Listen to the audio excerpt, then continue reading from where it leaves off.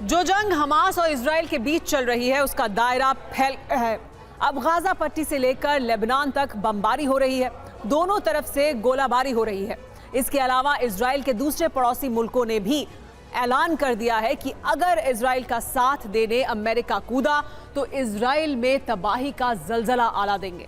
इस धमकी के बाद इजरायली बॉर्डर सुलग उठे हैं, जबकि इजराइल ने सारे बॉर्डर पर आर्टिलरी भेजकर आर पार की जंग का ऐलान कर दिया है।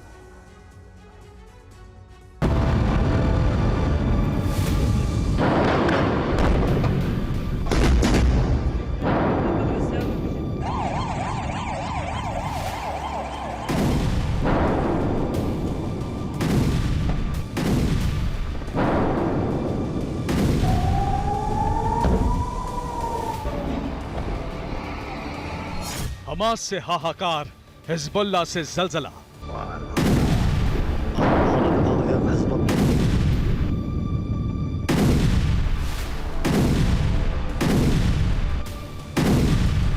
हूथी का विध्वंसक ऐलान, जंग में कूदेगा ईरान।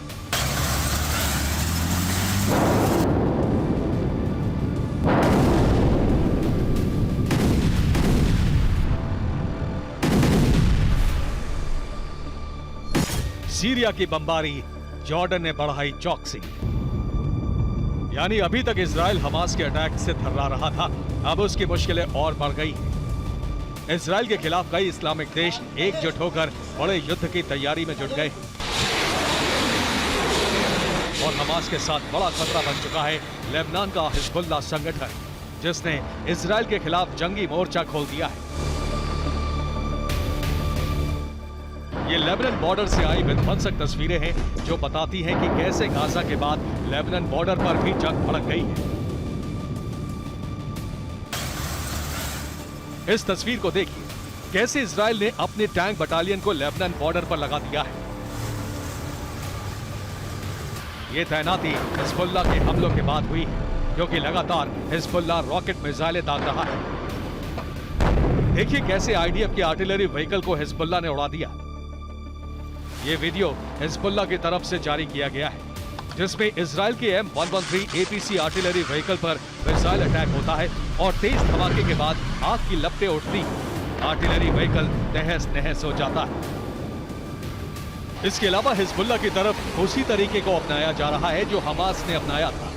लड़ाकों के घुसपैठ के लिए हिजबुल्लाह लगातार रॉकेट छोड़ रहा है, जिससे उसके लड़ाके इजराइल में घुसकर तबाही मचा सके।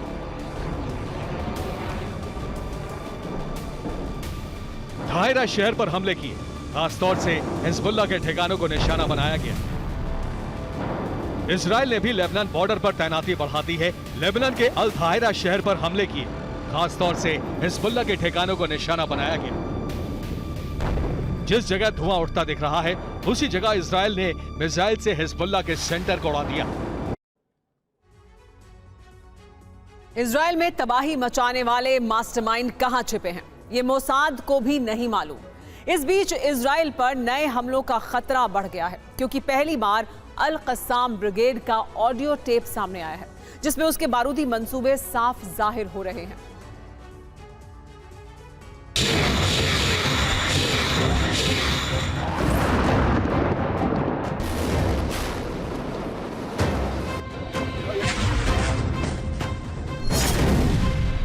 पहली बार सामने आई इजराइल को दहलाने वाले मास्टरमाइंड की आवाज। يوم الثورة الكبرى من أجل إنهاء الاحتلال الأخير ونظام الفصل العنصري الأخير في العالم।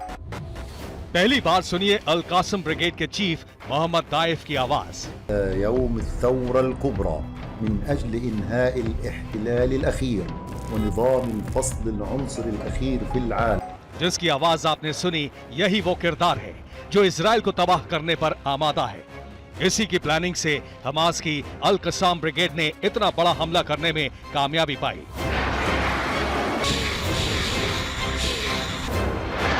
अभी तक इसका कोई सुराग नहीं लग पाया है। इसके अलावा दो और मास्टरमाइंड तक भी मोसाद नहीं पहुंच पाई है।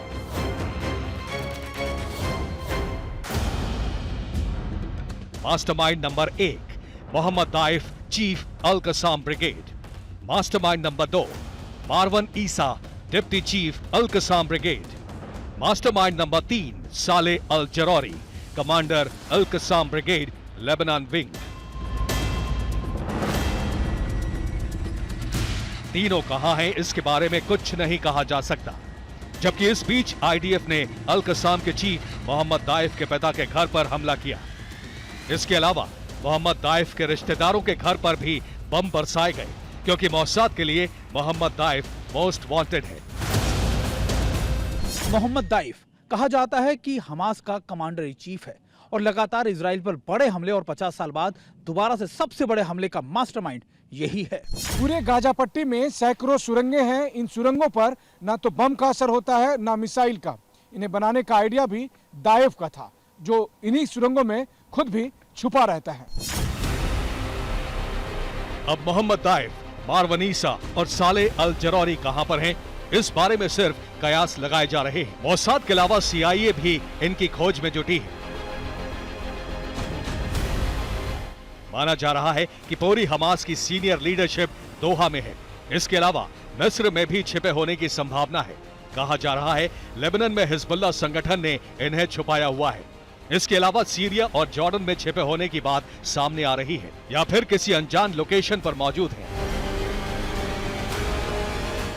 हालांकि इस बीच इजराइल के लिए सबसे बड़ा चैलेंज हमास और हिजबुल्लाह के हमलों को रोकना है, क्योंकि लगातार हमलों में इजराइल के लोग मारे जा रहे हैं।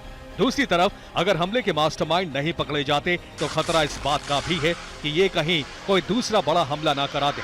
यानी इजराइल के लिए बड़े संकट का वक्त है, क्योंकि हमले के मास्टरमाइंड इजराइल को खाक में मिलाने की कसम खा चुके हैं।